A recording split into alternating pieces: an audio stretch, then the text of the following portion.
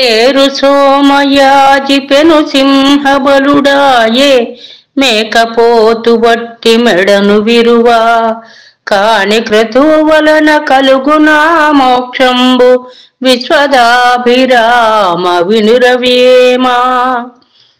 యజ్ఞం చేసేవారిని సోమయాజి అంటారు. అటువంటి యజ్ఞం చేస్తూ ఉన్నప్పుడు బలిపశువుగా మేకమెడను విరిచి చంపుతారు. ఇలాంటి జీవహింస చేసే క్రతువు వల్ల మోక్షం లభిస్తుందా అని వేమన ప్రశ్నిస్తున్నారు. బ్రతుకులన్ని మాయ భవబంధములు మాయ తెలివి మాయ తన్ను తెలియమాయ మాయ తెలియవాడే మర్మగ్నుడగు యోగి విశ్వదాభిరామ వినురవేమా. తాత్పర్యం: మన బ్రతుకులు మాయ, చావు పుట్టుకలు కూడా మాయే, తెలివితేటలు మాయే. తన్ను తాను తెలుసుకున్నవాడు మాయ ఏమిటో తెలుసుకుంటే విశదమవుతుంది. మాయను తెలుసుకున్నవాడే మర్మం తెలిసిన యోగి అవుతాడు అని వేమన చెప్తున్నారు. బ్రహ్మమనగ వేరే పరదేశమున లేదు, బ్రహ్మమనగ తానే బట్టబయలు, తన్ను తానెరిగిన తానే పో బ్రహ్మంబు విశ్వదాభిరామ వినురవేమా. బ్రహ్మ పదార్థమో మరి ఎక్కడో లేదు. బ్రహ్మము అంటే పరబ్రహ్మ స్వరూపం. తానే బ్రహ్మమని బట్టబయలుగా తెలుసుకోవాలి. తన్ను తాను తెలుసుకున్నవాడే బ్రహ్మము అంటే జీవుడిలో బ్రహ్మదేవుడు ఉంటాడని, బ్రహ్మమే జీవుడని తెలుసుకుని అందరి పట్ల సాదరాలతో ఉండాలని వేమన సూచిస్తున్నారు.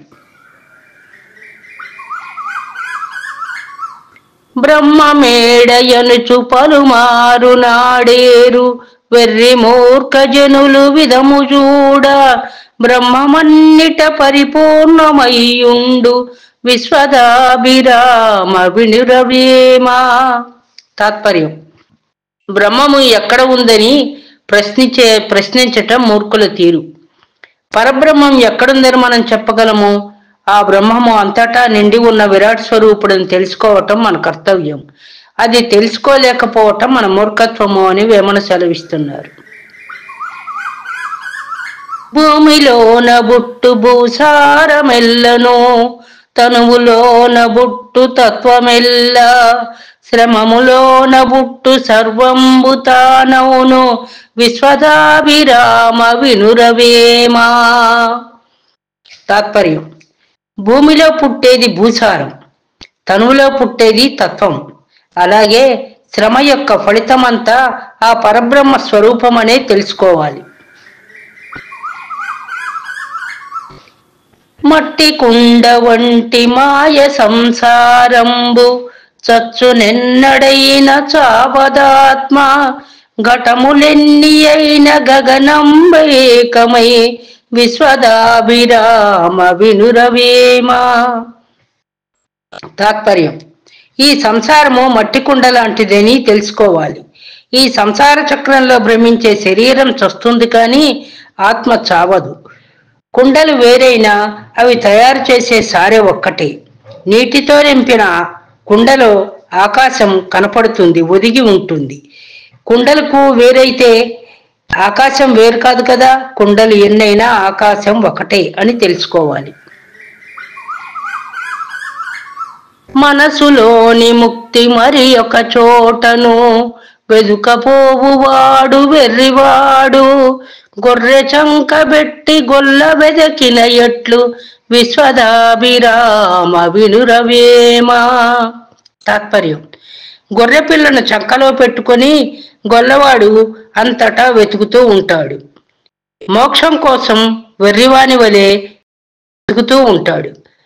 కానీ గొర్రెపిల్ల చంకలో ఉందని గొల్లవాడు మరిచిపోయినట్లు మన ఎదుట మోక్షము అనే పదవి కావాలని ఆశపడుతున్నామని, దానికి సాధన చెయ్యాలని మనము కూడా వాటిని ఆశిస్తున్నామని తెలుసుకోము. మోక్షాన్ని వెతికేవాడు దైవాన్ని చేరే మార్గాన్ని కూడా వెతుక్కోవాలి. మనసులోన పుట్టె మాయ సంసారము మనసు విరిగెనేని మాయ తొలగు, మనసు నిల్పెనేని మహితానే బ్రహ్మంబు, విశ్వదాభిరామ వినురవేమా. తాత్పర్యం: మనసు నుంచే సంసారపు మాయ పుడుతుంది. నా భర్త, నా భార్య, నా పిల్లలు, నా ఆస్తి, నా ఇల్లు, నా ఊరు, నా పదవి అని ఆ మనసు సంసారంలోనూ ఆ మాయలోనే మనిషి కొట్టాడుతూ ఉంటాడు. కానీ మనసు విరిగిపోయినప్పుడు మాయ తానంతట తానే తొలగిపోతుంది. మాయ తొలగిపోగానే మనసు నిశ్చలంగా ఉండి మనం కోరుకున్న బ్రహ్మస్వరూపాన్ని మనం చేరుకోగలుగుతామని జీవుడు తెలుసుకోవాలి. మాటలుడుగకున్న మంత్రంబు దొరకదు, మంత్రముడుగకున్న మది కుదరదు, మనసు నిల్వకున్న మరి ముక్తి లేదయ్యా, విశ్వదాభిరామ వినురవేమా. మనం మాట్లాడటం ఆపేసి మౌనవ్రతం చెయ్యాలి. ఆ మౌనవ్రతంలోనే మంత్రం దొరుకుతుంది మనకు. ఆ మంత్రం దొరికినప్పుడు ఆ మంత్రాన్ని నిశ్చలమైన మనసుతో మనం కుదురుగా ఉండి ధ్యానిస్తూ ఉంటే ఆ మంత్రమహిమ పెరిగి మన మనసు కుదురుకుని మనం చేరుకున్న లక్ష్యాన్ని చేరుకుంటాము. కోరుకున్న లక్ష్యాన్ని చేరుకోవడమే ముక్తి పదం.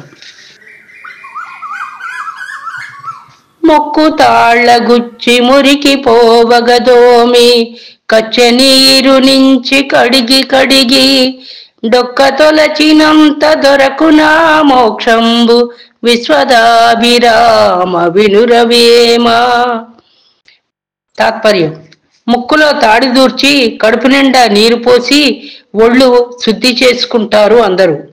అందువల్ల శరీరం శుద్ధవుతుంది కానీ మన మనసు శుద్ధి కాదు.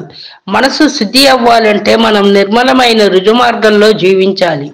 అప్పుడే మనసు శుద్ధి అయి భగవంతుణ్ణి చేరుకోగలుగుతుంది, మోక్షాన్ని సిద్ధింపజేసుకోగలుగుతుంది.